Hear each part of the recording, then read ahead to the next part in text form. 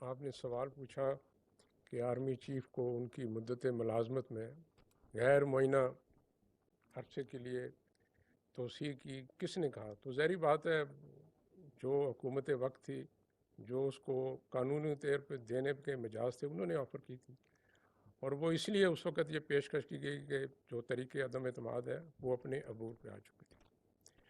جو آپ نے بات کی پاکستان کے جو دوست ہیں، دشمن ہیں، بیرونی چیلنجز ہیں، دیکھیے پاکستان ایک جمہوری ملک ہے. پاکستان کے دوستوں کا اور دشمنوں کا فیصلہ کرنا منتخب جمہوری حکومت کا کام ہے. ادارہ فوج ISI کا کام ہے خفیہ معلومات کی بنیاد پر اپنا تجزیہ اور تبصرہ حکومت کے آگے رکھے، فیصلہ ان کا ہے.